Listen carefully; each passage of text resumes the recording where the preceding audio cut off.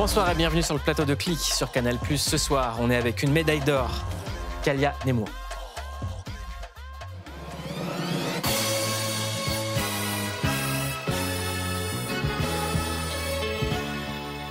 Kalia, si je pourrais dire, c'est un extraterrestre.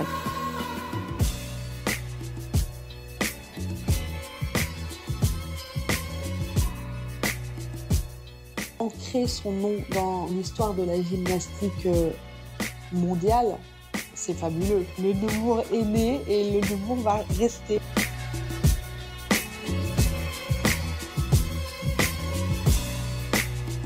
Après ce championnat du monde, j'ai vu que j'avais ma place aussi parmi les plus grandes.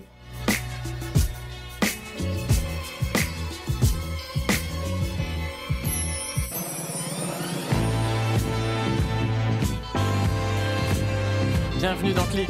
Merci. Ça va bien? Ça va. Je tiens à dire que je suis extrêmement fier de te recevoir. Merci d'avoir accordé ta première grande interview chez Click. Ça me tenait particulièrement à cœur pour plein de raisons, notamment par rapport au traitement médiatique que tu as pu recevoir. Et je trouve qu'il faut rendre honneur à une jeune fille de 17 ans qui est médaille d'or. Bravo, félicitations. Merci. Tu es vice-championne du monde également, championne olympique au bar asymétrique. C'est la première médaille d'or en gymnastique artistique pour l'Algérie et pour l'Afrique. En finale, juste après ton passage, dès que tu poses les pieds sur le sol, on te voit submergé par l'émotion. Est-ce que tu savais que tout était joué ou pas? J'avais une partie de moi qui savait et une partie de moi qui me disait quand même il faut quand même rester là, la note n'est pas encore sortie, j'ai juste fait un mouvement réussi. Mais c'est vrai que depuis les championnats du monde où entre la Chinoise et moi ça s'était joué à rien du tout, avec mon entraîneur on a été hyper rigoureux et hyper exigeant et je savais que le mouvement que j'avais fait était passible de la médaille d'or. Ouais. Et il faut comprendre ce que c'est ton sport, les sacrifices qu'il y a, l'engagement, et à quel point c'est dur, et surtout à quel point c'est éphémère, parce qu'en fait, une carrière, c'est très, très, très court. Ouais. Donc, quand on fait un mouvement comme ça, en finale, et qu'on pose le sol, à quoi on pense? Je me suis dit, ça y est, j'ai réussi. En fait, toutes ces années d'entraînement et tous ces entraînements qui ont été si durs, j'ai réussi à le faire, ce mouvement. Et moi-même, j'avais des doutes pendant la finale, juste avant mon passage. Je me suis dit, comment c'est possible que moi, je réussisse à faire ça? Pour moi, c'était que dans mes rêves que je faisais la nuit ou quand j'y pensais à l'entraînement ou le soir. Et ça ne pouvait pas vraiment se produire. Donc... Tu osais rêver de l'or, petite? Alors, petite, c'est vrai que je rêvais de grande gymnaste. Je me disais... ouais, moi aussi, je veux faire de la gym de haut niveau, je veux faire comme les grandes. C'est vrai que je ne rêvais pas de l'or, parce que je ne pensais pas que j'en étais capable. Et puis même, ça doit faire depuis 2022-2023 que je pense que je peux faire quelque chose dans la gym. Mais vraiment, où je pense que je pouvais faire une médaille au bar, je pense que ça date de fin 2023, quoi, juste avant les mondes peut-être. On t'a donné la note de 15,700, donc la victoire. Est-ce que tu te souviendras toute sa vie de ce moment? Est-ce que tu peux nous le décrire pour qu'on arrive à comprendre ce que ça représente en fait? Alors oui, ça c'est sûr que je m'en souviendrai toute ma vie. Ce que ça représente, comme je l'ai dit tout à l'heure, en fait, toujours des années de travail en fait, parce que en fait, vraiment quand je regarde derrière moi, j'ai fait tellement de choses. Je parle pas que des compétitions ou des résultats, mais tellement, oui, de sacrifices. On a entraînement 2 fois par jour, 6 jours sur 7, donc on a quand même peu de repos. Ça représente 40 heures par semaine, c'est ça? Ça représente à peu près 30 heures par semaine. Ouais. Près de 30 heures par semaine. Et puis, on a aussi la chorégraphie. Il faut rentrer aussi à la musculation. Donc, il y a vraiment plusieurs choses à faire dans la gymnastique. C'est pas que les acrobaties. Donc, il faut prendre ça en compte aussi. Et c'est un sport quand même hyper physique. Il faut faire attention à tout. Parce qu'à tout moment, on peut se blesser ou on est moins en forme. Donc, voilà, c'est très dur. Elle ressemble à quoi, ton adolescence? Parce que t'as 17 ans. Oui. J'ai pas eu une adolescence comme les autres, forcément. Moi, j'ai pris le chemin de faire, comme j'ai dit, du coup, 2 entraînements par jour. Donc, il me semble que je fais ça depuis 6e, 5e. Donc, j'ai commencé très jeune à faire la gymnastique de haut niveau.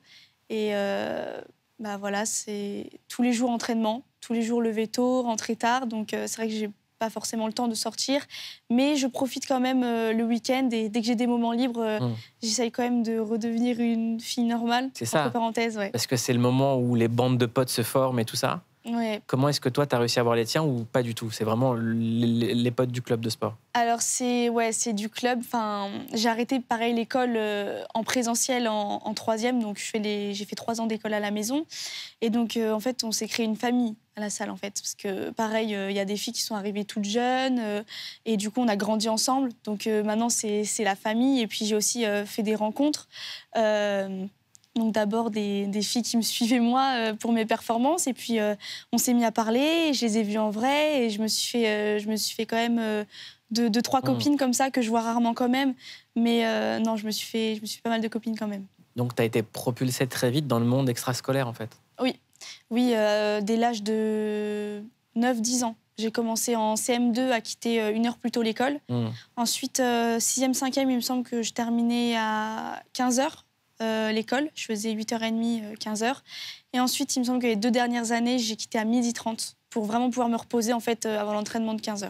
Ça a été des discussions compliquées avec tes parents ou c'est eux qui ont aménagé ça avec tes coachs et tout ça?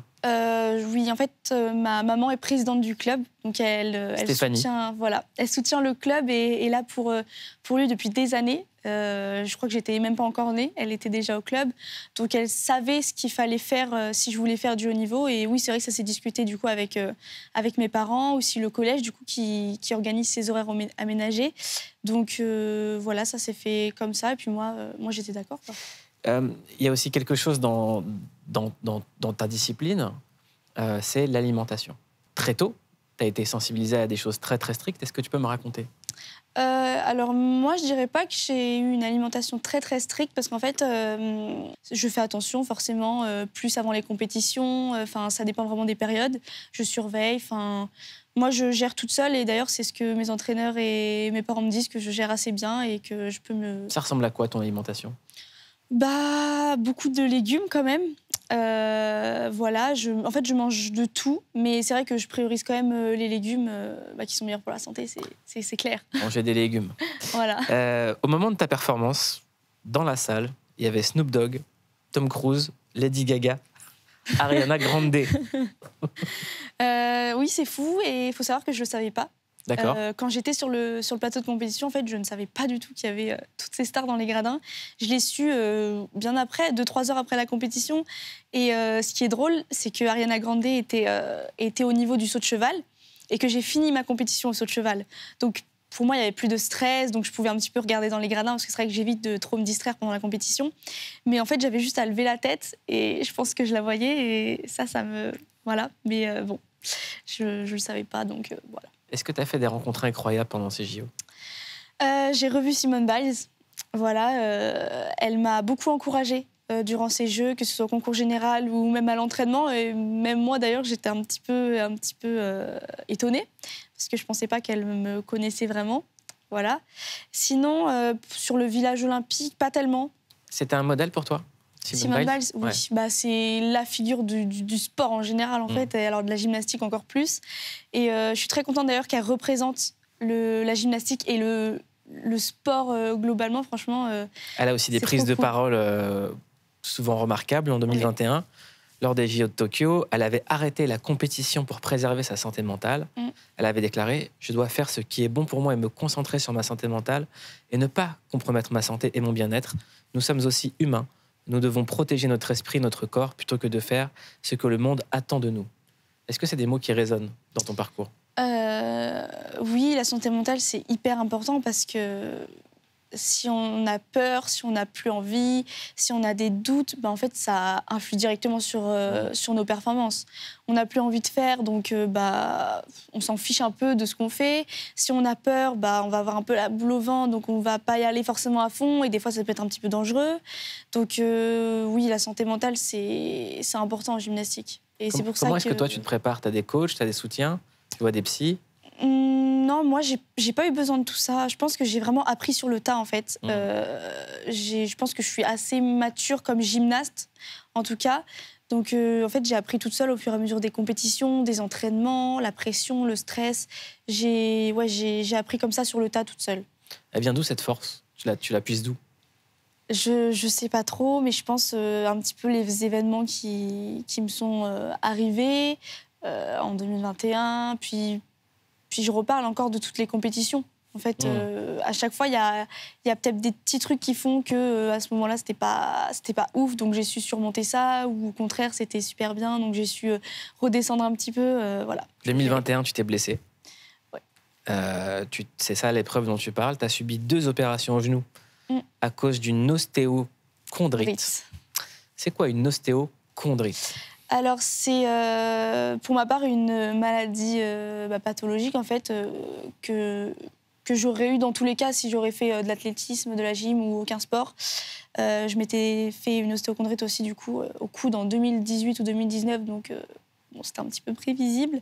Mais du coup, en fait, c'est les cartilages, des morceaux de cartilage qui se décrochent, en fait. Et donc, ça fait mal, du coup, dans les genoux. C'est ça, ils sont très abîmés et voilà. Et du coup, on a dû faire une greffe osseuse sur les genoux parce que du coup, j'avais mal et je me suis dit, il faut le faire avant les Jeux parce que je peux pas attendre les Jeux parce que ça peut peut-être s'empirer, en fait. Et si ça s'empire, j'aurais peut-être pas pu être là aujourd'hui. Donc, je suis très, très contente de l'avoir fait. Elle est folle, cette histoire, quand même. Ce parcours, il est fou. Oui, il est semé d'embûches et j'aurai des choses à raconter plus tard. Et je pense que ça m'a aussi donné cette force, ce qui s'est passé en 2021. Et ça m'a appris beaucoup de choses et je pense que c'est ce qui m'a aidé à rebondir pour la suite. En tout cas, tu en as raconté énormément des choses sur ton vlog. C'était mieux que les diffuseurs officiels des JO de te suivre sur les réseaux. Merci. Regardez. Hello tout le monde, vlog des qualifications des Jeux aujourd'hui. Donc je me suis levée à 6h10, j'ai fait mon lit et je commence la préparation avec la coiffure et ensuite j'enchaîne avec le maquillage.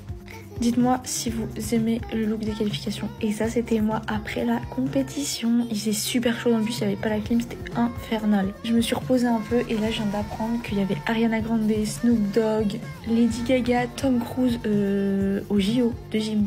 Genre après le saut, j'avais juste à lever la tête et genre je les voyais. Bref, je suis encore choquée. Et je suis partie décontracter mes jambes en faisant un petit peu de vélo et d'étirements. Bref, voilà, je vous fais de gros bisous. T'es nostalgique en voyant ça? Ouais, ça me manque déjà, en fait. Cette expérience, c'était vraiment trop bien. Et même s'il y avait beaucoup de stress et de pression, le village, les entraînements, en fait, la routine qui s'est formée, ça me manque, ouais. On va parler de l'Algérie.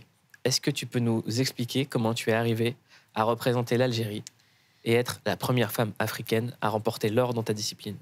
Alors, du coup, avec ce qui s'est passé, avec mes genoux, la fédération française, etc., c'était trop long. Et je ne savais pas quand est-ce que je pouvais rematcher, donc je n'allais pas attendre encore un an. Enfin, les Jeux, c'était 1 an et demi après, j'allais pas attendre. Donc, on en a discuté avec ma famille, mes entraîneurs et puis la fédération algérienne. Et du coup, voilà, ça s'est fait comme ça. Et j'ai fait ma première compétition, du coup, au championnat arabe en 2022. Et c'était très cool. J'ai rencontré tout le monde, j'ai rencontré les filles. C'était super cool. Et voilà, du coup, après, j'ai fait les championnats d'Afrique. Donc, c'était 8 mois après ma première compétition. Et j'ai fait un nouvel élément, du coup, qui s'appelle le Nemours. C'est ton geste? C'est mon geste, oui. Et qui m'a permis à cette compétition de me qualifier au championnat du monde. Et au championnat du monde, j'ai fait déjà la première médaille mondiale pour l'Algérie et pour l'Afrique. Et c'était déjà énorme et j'étais époustouflée, enfin, j'étais assez choquée quand même. Et ça s'est représenté encore aux Jeux Olympiques, cette fois-ci avec une médaille d'or. Donc je suis super fière. Et de représenter l'Algérie et d'avoir ramené cette médaille pour eux, franchement, je suis trop contente. Il y a eu beaucoup d'embûches, en fait, avant que tu puisses matcher pour l'Algérie. Oui.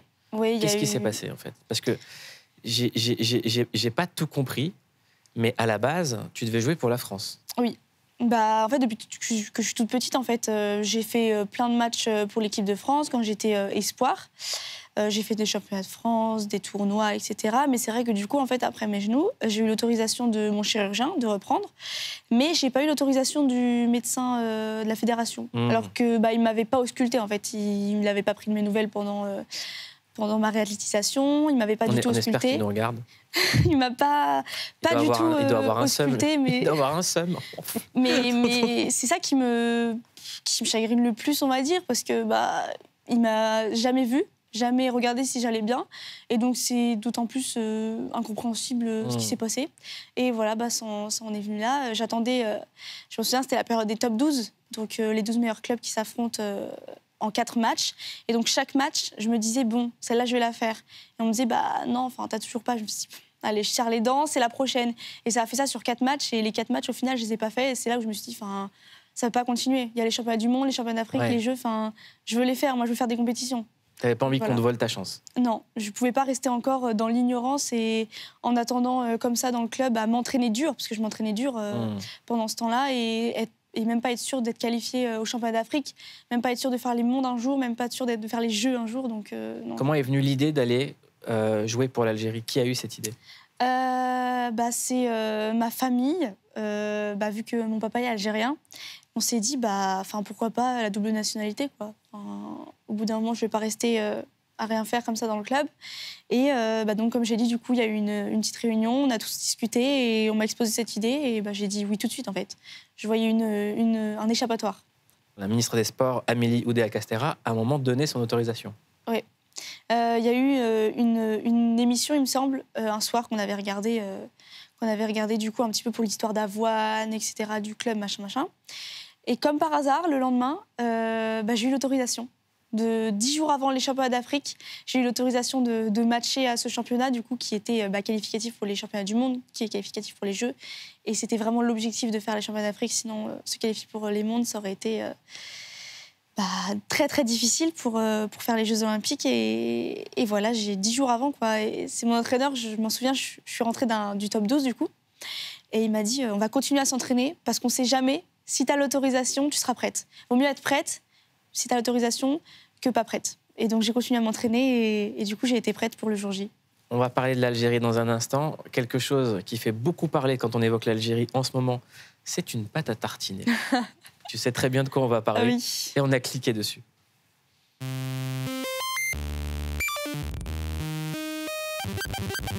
On a cliqué sur le talent algérien qui a cartonné en cette fin d'été. Non, pas vous, Kélia. Mais la pâte à tartiner El Morgen. Médaille d'or des pâtes à tartiner devant Nutella, Nocciolata et Tartichoc. C'est pas de la pub, hein. C'est juste que je dois en citer plein pour pas plomber la société. Merci beaucoup. Un succès fou pour la marque, qui début juin comptait 5 millions de vues et qui désormais en compte 24. Enfin, c'est fou. Un succès sur les réseaux, puisque tout le monde est devenu influenceur culinaire. Ouais, même des gars qu'on n'aurait pas forcément imaginé. Vas-y, goûtons. Certains faisant même des remakes un peu torpeurs de la roue de la fortune. Je vais faire tourner la roue du El Mordiel pour cette première dégustation. La drogue, c'est mauvais, voyez.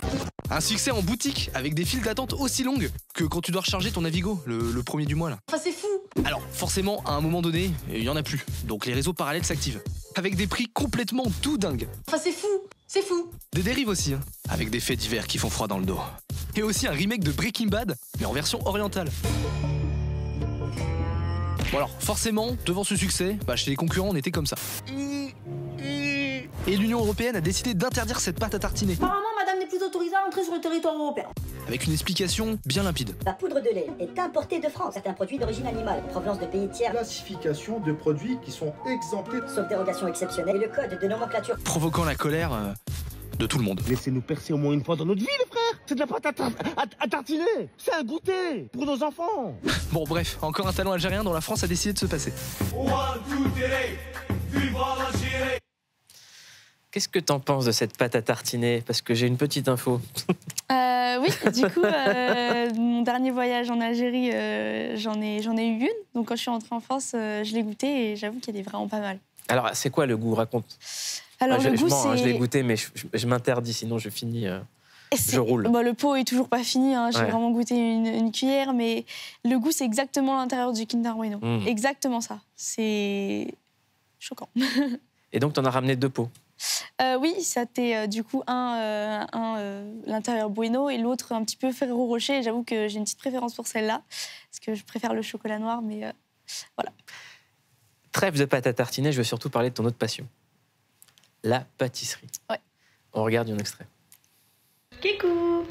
Je suis en préparation d'un layer cake et je me suis dit que ce serait bien de vous montrer moi comment je faisais le montage du coup. Donc là j'ai coupé les framboises en deux et je les ai disposées sur la crème. Ensuite je vais mettre le deuxième gâteau par-dessus et ensuite je vais venir recouvrir le dessus de crème blanche. Du coup voilà le résultat. Aujourd'hui je vais tenter de faire les fameux cookies à la cacahuète de Cédric Grolet. Donc je vais mettre 200 g de noisettes et 50 g d'amandes que je vais faire torréfier au four. On vient mettre 100 g de beurre mou et 100 g de cassonade. On vient bien mélanger jusqu'à une texture homogène et on rajoute un œuf. Et voilà, j'ai fini les cookies. Dites-moi en commentaire s'ils ressemblent à ceux de Cédric Grolet. Alors, ils ressemblent ou pas? Ah oui. Le goût, ma mère, elle dit que franchement, elle a préféré les miens. Voilà, moi de manière hyper objective. Bah, je pense que oui, parce qu'elle dit souvent ce qu'elle en pense honnêtement. Et j'avoue que j'étais pas peu fière de ces cookies. J'y avais mis du temps, j'y ai passé 2 jours. Mais ouais, c'était plutôt pas mal. Est-ce que tu veux qu'on organise un truc avec Cédric Grolet? Oh, ce sera incroyable. Eh ben, on va le faire. Mais non. C'est ma parole, on va le faire. C'est vrai? Parole. On va le faire. Ça serait fou. On va le faire. On va organiser ça avec Cédric. Vous allez faire une pâtisserie ensemble. Ça serait laquelle, la pâtisserie que tu voudrais faire? Un trompe-l'œil. Un trompe-l'œil? Ah ouais, genre la noisette. Ah ouais, la noisette. Incroyable. Avec de la pâte à tartiner algérienne dedans ou pas? Ah ouais. On organise le combo. Ça? Ah ouais. Ok, on organise ça. Cédric Grolet, si tu nous regardes, on a une mission pour toi.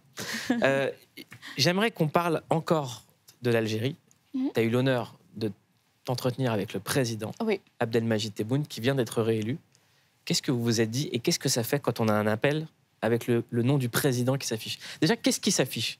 Est-ce qu'il y a écrit Est-ce que le téléphone il change de couleur? Il y a écrit appel urgent, président algérien? Non, parce qu'en fait c'était un numéro normal parce que je pense que j'ai eu son secrétaire avant lui et je l'ai eu au téléphone. Il m'a dit je vous passe monsieur le président. Donc j'attendais, j'étais comme ça et en fait c'était vraiment le soir de la médaille, donc j'étais encore dans l'euphorie. Je pense que je me rendais pas encore compte, mais du coup il m'a félicité. Il a dit que c'était une fierté pour l'Algérie, qu'ils étaient honorés de m'avoir et franchement ça m'a grave touchée quoi. Et qu'est-ce qu'on répond au président? Franchement, je savais pas trop quoi dire. Je faisais que dire merci, merci. Moi aussi, j'étais honorée de représenter l'Algérie et d'avoir gagné cette médaille pour vous, quoi. Ce qui est dingue, c'est que quand on entend ton parcours, qui est celui d'une jeune adolescente, il n'y a rien de politique. Et des gens ont voulu politiser cette histoire, alors qu'il n'y a rien de politique. Non, c'est vrai que moi, je reste concentrée sur ma gym. Après, il y a les médias, etc. Mais c'est vrai qu'on essaye de m'isoler un peu de tout ce réseau politique. Parce que moi, à la base, je suis une jeune fille qui fait de la gymnastique, en fait. Voilà. Est-ce que tu as vu la campagne de harcèlement qui a été menée contre Iman Khelif? Qu'est-ce que tu en as pensé? Ça m'a fait de la peine.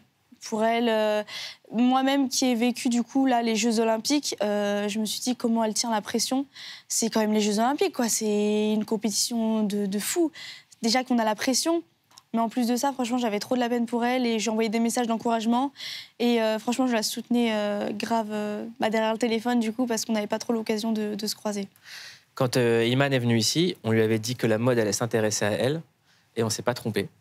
Ouais. Elle est déjà avec Kylie Jenner, A$AP Rocky, elle défile pour une marque de luxe.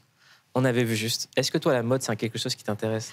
Oui, j'adore la mode, j'adore la beauté, tout ce qui est ça. De toute façon, je m'intéresse à ça depuis que je suis toute petite. Je voulais devenir comme les grandes, être sur les réseaux sociaux et franchement, j'adore tout ce monde-là, en fait. Et la littérature aussi? Oui, j'adore lire. C'est vrai que... On regarde. Elle est partout. Je suis actuellement du coup en Tunisie avec ma maman. J'ai la teinte de F31 et je pense que je vais utiliser ce bronzer. Oh waouh, j'adore. Hyper crémeux. Ça fait presque 1 an que je lis et que je suis passionnée de lecture. J'avais envie de partager ça avec vous. Premier livre du coup j'ai pris I Love Her de chez Rose Mignard. Je suis allée regarder du coup le résumé et il m'a trop hype. En plus il est vraiment trop joli. Le fameux Un pavé comme le premier. Mais franchement, pépite. Alors raconte-moi, parle-moi-en de ce livre. En résumé, c'est une jeune fille qui subit du harcèlement au lycée. Et puis, il y a son professeur qui l'aide un petit peu à surmonter tout ça, etc.